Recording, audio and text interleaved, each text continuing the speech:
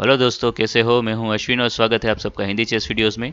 दोस्तों, आज के इस वीडियो में आपको एक बेहतरीन और लाजवाब अटैकिंग गेम दिखाऊंगा ब्लैक साइड से, जिसमें ब्लैक ने वाइट को सिर्फ 15 मूव्स के अंदर, ठीक है ना, धूल चटा दिया था, और वो भी रूई लोपेस ओपनिंग के सामने।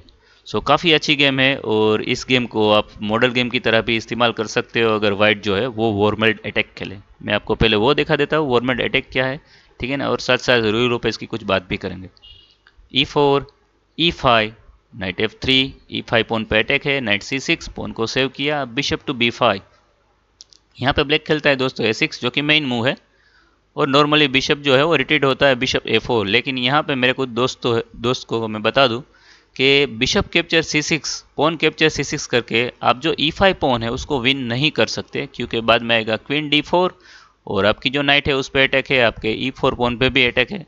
तो ब्लैक को जो है वो वापस पोन मिल जाएगा और ब्लैक के पास दो बिशप भी रह जाएंगे, ठीक है ना। ये पोजीशन ब्लैक के लिए थोड़ी बहुत अच्छी है, इसीलिए वाइट इस तरह से नहीं खेलता, बल्कि A6 के बाद खेलता है बिशप टू A4, या फिर कई बार रूई लोपेस एक्सचेंज वेरिएशन खेलता है। वो कुछ इस तरह से है दोस्तों, bishop capture C6, pawn capture C6 और अब नाइट कैप्चर E5 नहीं बट D4।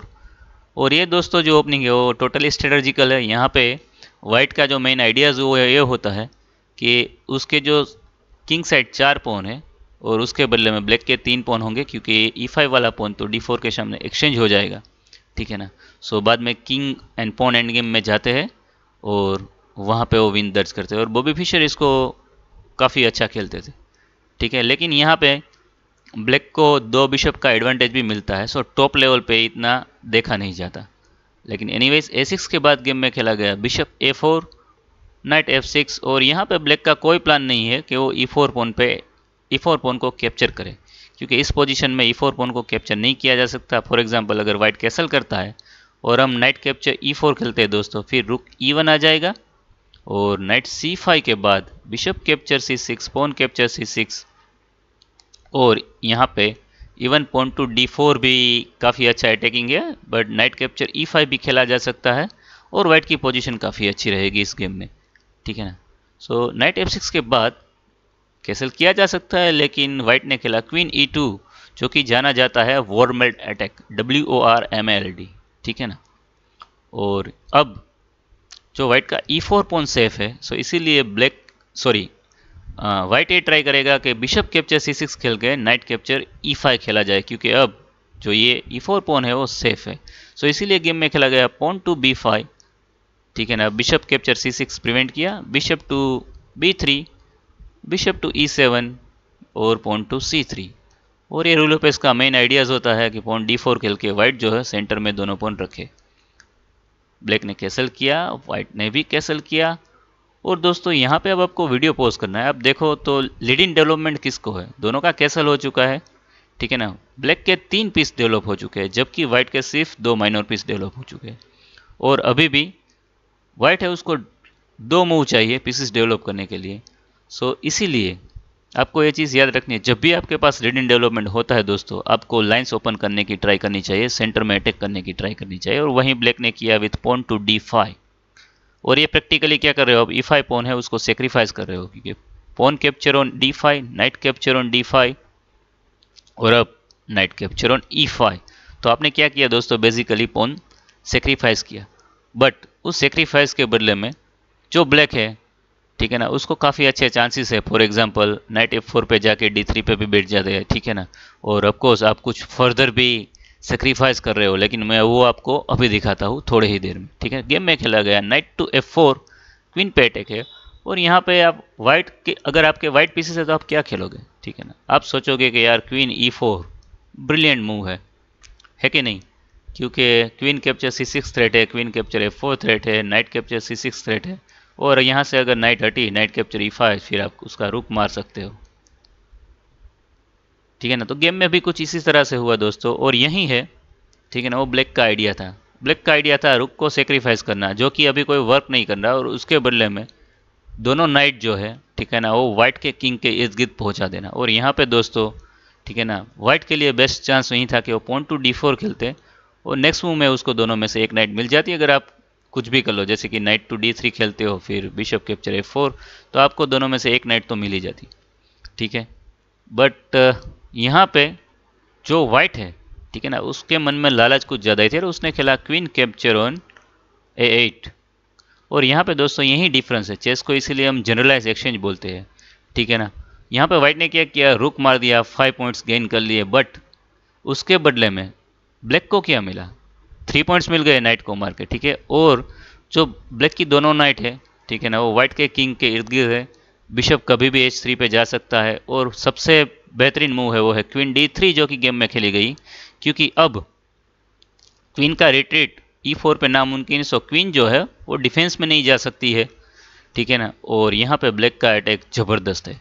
और क्या पता लगा सकते हो दोस्तों यहाँ पे एक्चुअली ब्लैक की थ्रेट क्या है, यहाँ पे वीडियो पॉज करो और ब्लैक की थ्रेट ढूंढो। फॉर एग्जांपल मैं नाइट A3 खेलता हूँ, ठीक है ना, जस्ट आपको डेमोस्ट्रेट करने के लिए कि क्या ब्लैक की थ्रेट है, ठीक है। और वैसे क्वीन D3 जो मूव है वो दूसरे महीनों में भी काफ़ी अच्छी है, क्योंकि उससे क्या हुआ, जो वाइट है उसका डेवलपमेंट स्टॉप हो गया। सो अगर नाइट A3 आता है दोस्तों, फिर night E2 check, king H1 force, और अब नाइट G3 चेक। और दोस्तों यहाँ पे अगर आप F पॉन से मारते हो, फिर क्वीन कैप्चर F1 जो है वो चेकमेट है। और नाइट G3 के बाद अगर आप किंग G1 खेलते हो, फिर भी क्वीन कैप्चर F1 चेकमेट है, क्योंकि नाइट का सपोर्ट है, ठीक है। सो इसीलिए आपको नाइट G3 के बाद pawn capture H capture G3 force है, उसके बाद भी चेकमेट आप स्टॉप नहीं कर सकते। Queen capture F1 check, king H2, knight G4 check, king H3 और किंग टू H1। ऑफकोर्स आप ये मार नहीं सकते, बिशप का सपोर्ट है। सो ये चेकमेट हो गई। सो इसी थ्रेट की वजह से दोस्तों क्वीन D3 के बाद वाइट ने खेला बिशप D1 जो कि फोर्स था, बट यहाँ पे भी, ठीक है ना, वाइट की गेम है टोटली लॉस्ट। ब्लैक ने खेला bishop H3, what a brilliant move.